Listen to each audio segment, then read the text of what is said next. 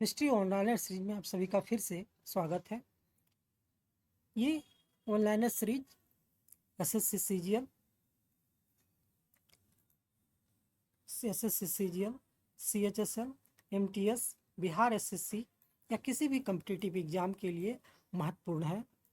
इसलिए इस सीरीज को अवश्य देखें। यह सीरीज सभी के लिए महत्वपूर्ण है।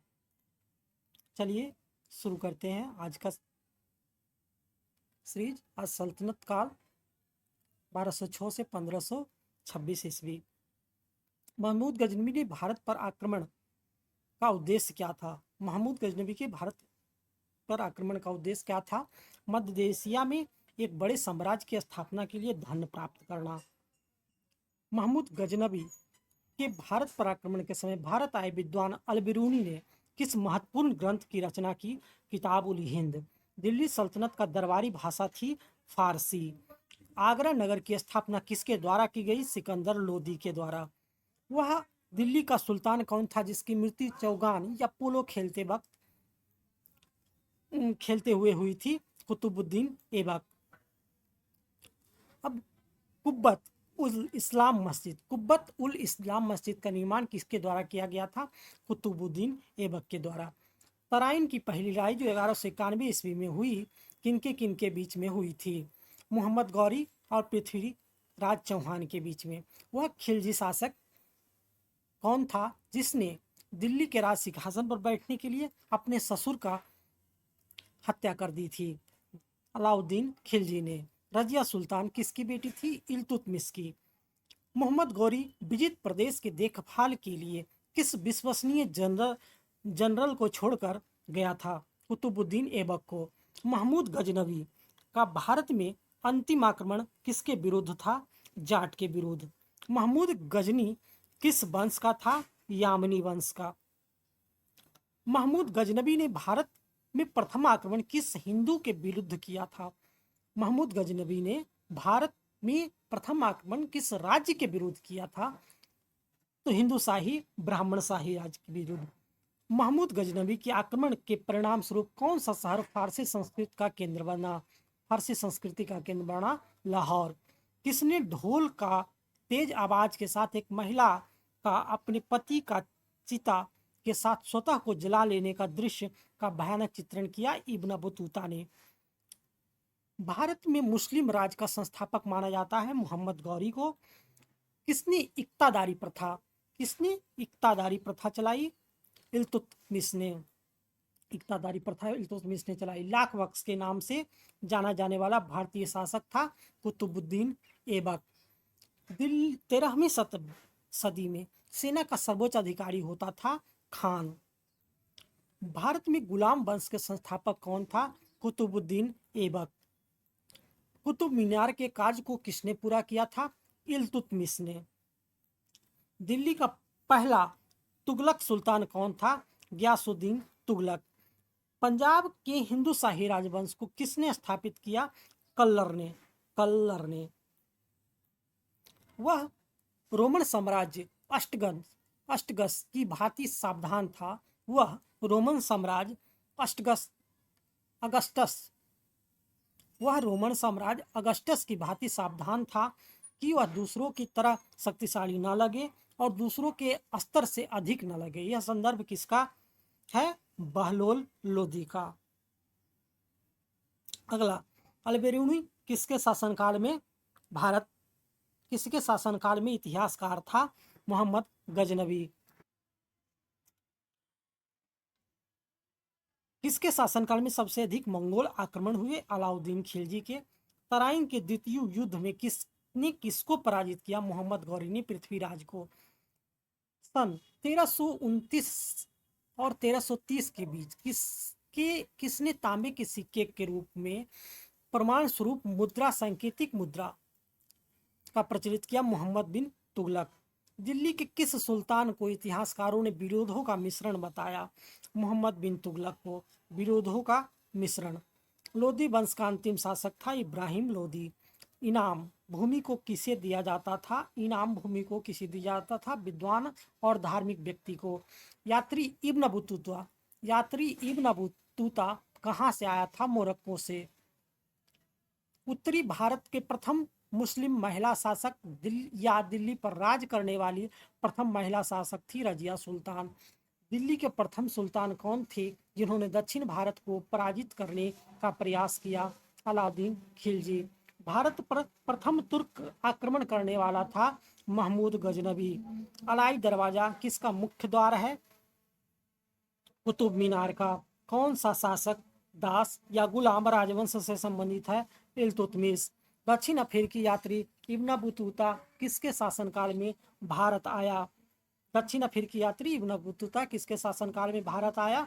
मोहम्मद बिन तुगलक के शासनकाल में। महमूद गजनबी ने भारत पर कितनी बार आक्रमण किया? 17 बार। किसने अपने आप को खलीफा घोषित किया था? मुबारक शाह खिलजी ने। लोदी वंश का संस्थापक कौन था? बहलोल लोदी। भारतीय इतिहास में बाजार नियमों या मूल्य नियंत्रण पद्धति की शुरुआत किसने की थी? अलाउद्दीन खिलजी ने। राज्य संबंधों में उलेमा के दखल का विरोध किस सुल्तान ने किया था? अलाउद्दीन खिलजी ने। 11वीं सदी में भारत का दर्पण किसे कहा जाता है? 11वीं सदी के भारत का दर्पण किसे कहा जाता है? किताब उल हिंद को। हिंद का युद्ध 1008 से 1009 के बीच लड़ा गया था महमूद गजनबी और आनंद पाल के बीच। दिल्ली सल्तनत का वह प्रथम सुल्तान कौन था जिसने अस्थायी सेना रखी? अलाउद्दीन खिलजी ने। दिल्ली के सुल्तानों में से किसने तैमूरी शासक मिर्जा शाहरुख के अधिराज्य में आना स्वीकार किया? खिज्र खां सैयद ने। कौन गुलरुखी के उपनाम से कविताएं लिखा करता था? कौन गुलरुखी उपनाम से कविताएं लिखा करता था? सिकंदर लोदी। भारत का वह पहला शासक कौन था जिसने मोहम्मद गौरी को पराजित किया? सोलंकी शासक भीम द्वितीय। मोहम्मद गौरी किस वंश का था? ससबनी वंश का। अलाउद्दीन खिलजी के आक्रमण के समय देवगिरी का शासक कौन था? रामचंद्र देव। जब उसने राजत्व प्राप्त किया तो वह शरीयत के नियमों और आदेशों से पूर्णतः स्वतंत्र था। बरनी ने यह कथन किस सुल्तान के लिए कहा था? अलाउद्दीन खिलजी। सल्तनत काल में भू राजस्व का सर्वोत्तम अधिकारी ग्रामीण अधिकारी था। सल्तनत काल में भू राजस्व का सर्वोत्तम ग्रामीण अधिकारी था चौधरी। तैमूर के आक्रमण के बाद भारत में किस वंश का राज स्थापित हुआ? सैयद वंश का। किस सुल्तान के दरबार में सबसे अधिक गुलाम थे? फिरोज तुगलक। किस सुल्तान ने बेरोजगारों को रोजगार दिया? फिरोज तुगलक ने। किस सुल्तान ने फलों की गुणवत्ता सुधारने के लिए उपाय किए? फिरोज तुगलक ने। नालंदा विश्वविद्यालय के विनाश का कारण है बख्तियार खिलजी का आक्रमण। तबकात ए नासिरी के लेखक कौन है? मिनहास उल सिराज। आगे अलाई दरवाजा का निर्माण किस सुल्तान ने करवाया? अलाउद्दीन खिलजी ने। कुतुबुद्दीन ऐबक का राजधानी थी लाहौर। अलाउद्दीन खिलजी के प्रसिद्ध सेनापतियों में किसकी मंगोलों के विरुद्ध लड़ते हुए मृत्यु हो गई? जाफर खां की।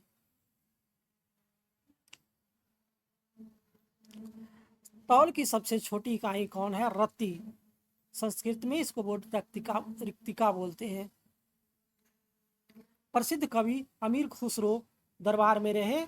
अलाउद्दीन खिलजी के दरबार में। किसके सल्तनत काल में प्रचलित डाक व्यवस्था का विस्तृत विवरण दिया? किसने सल्तनत काल में प्रचलित डाक व्यवस्था का विस्तृत विवरण दिया? इब्न बतूता ने। सल्तनत काल में डाक व्यवस्था।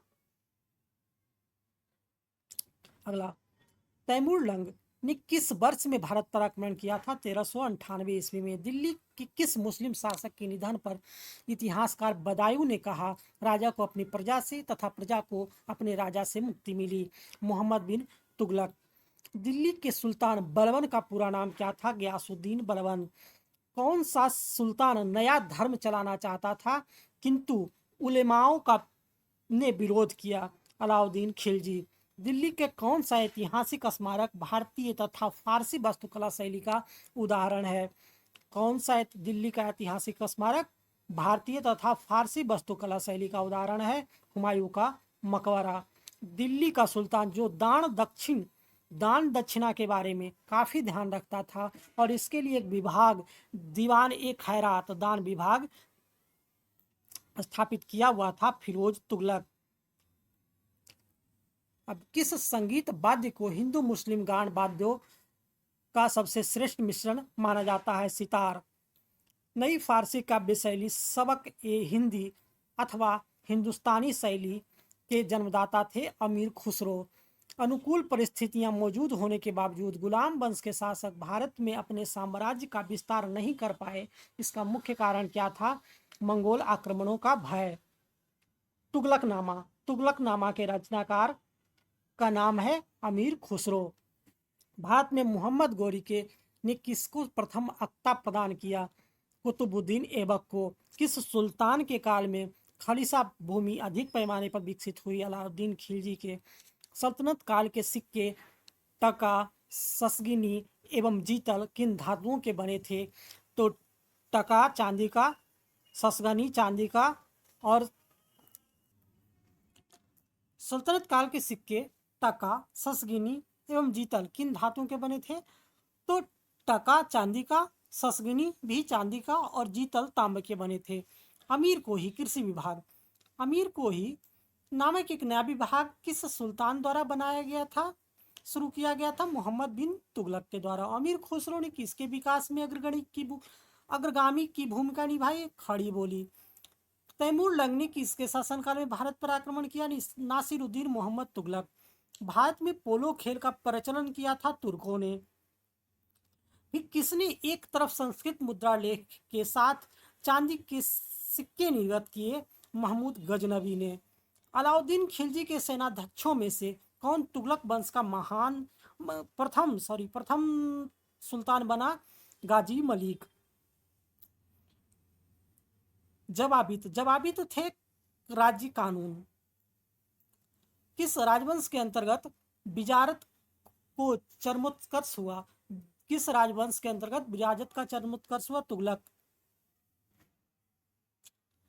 2.5 दिन का झोपड़ा मस्जिद अजमेर का निर्माण किसने करवाया था? कुतुबुद्दीन ऐबक ने। कौन अपने को ईश्वर का अभिशाप कहता था? चंगेज खां। दिल्ली सल्तनत का प्रथम सुल्तान कौन था जिसने दोआब के आर्थिक महत्व को समझा? इल्तुतमिश। दिल्ली सल्तनत के तुगलक राजवंश का अंतिम शासक कौन था? नासिरुद्दीन मोहम्मद। सल्तनत काल में फवाजिल का अर्थ था इक्तादारों द्वारा सरकारी खजाने में जमा की जाने वाली अधिशेष राशि। दिल्ली का सुल्तान जो भारत में नहरों के सबसे बड़े जाल का निर्माण कराने के लिए प्रसिद्ध है वह था फिरोज शाह तुगलक। चंगेज खां के अधीन मंगोलों ने किसके शासनकाल में भारत पर आक्रमण किया? इल्तुतमिश। अपनी शक्ति को समेकित करने के बाद बलबन ने भव्य उपाधि धारण की तोताए हिंद की। कौन से सुल्तान की मृत्यु अफगानपुर तुगलकाबाद में लकड़ी से बने स्वागत भवन के गिरने से हुई? गयासुद्दीन तुगलक। नहर निर्माण कराने वाला तुगलक का प्रथम सुल्तान था गयासुद्दीन तुगलक। लोधी वंश का सर्वाधिक शक्तिशाली सुल्तान था सिकंदर लोधी। किसने भूमि मापने का पैमाना गज ए सिकंदरी का प्रचलन किया? सिकंदर लोधी ने। किस मुस्लिम शासक ने सिक्कों पर देवी लक्ष्मी की आकृति बनी है? किस मुस्लिम शासक के सिक्के पर देवी लक्ष्मी की आकृति बनी है? मोहम्मद गौरी के। रजिया बेगम को सत्याच्युत करने में किसका हाथ था? तुर्कों का। किस सुल्तान ने अपनी आत्मकथा फतुहात ए फिरोज शाही लिखी? फिरोज तुगलक ने।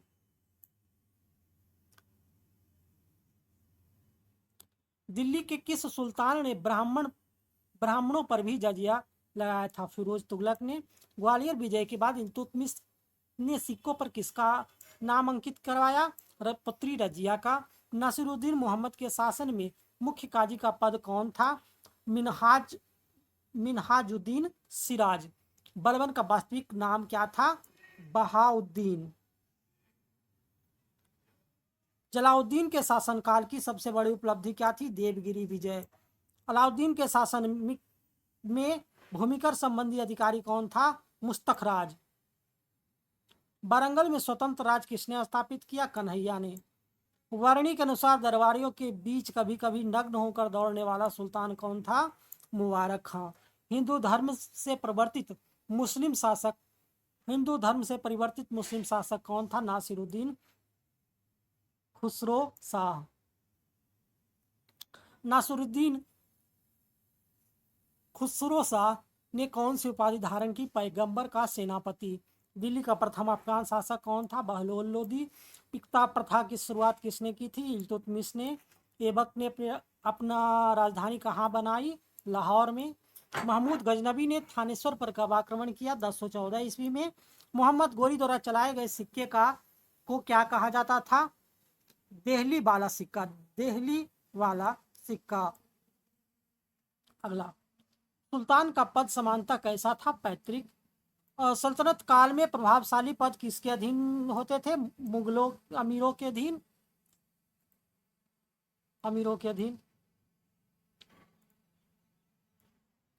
प्रांतों को किस अन्य नाम से जाना जाता था? इक्ता। सल्तनत कालीन शब्दावली के अनुसार सुल्तान के कर्मचारियों को दी गई भूमि क्या कहलाती थी? इबलाक। धर्मोपदेश के लिए क्या शब्द प्रयोग होता है? तजकीर। शरीयत के आधार पर किस समस्या के समाधान का निर्णय क्या कहलाता है? शरीयत के आधार पर किसी समस्या के समाधान का निर्णय क्या कहलाता है? फतवा। प्रांतों में सुल्तान का प्रतिनिधि कौन था? बली। तो ये था आज के इतिहास वन लाइनर। प्रतियोगिता परीक्षाओं की तैयारी में सहायक ऐसे संक्षिप्त तथ्यों के लिए जुड़े रहिए हिस्ट्री वन लाइनर सीरीज के साथ। वीडियो को लाइक करिए, शेयर करिए, चैनल सब्सक्राइब करना ना भूलें। फिर मिलते हैं कल न्यू सीरीज के साथ।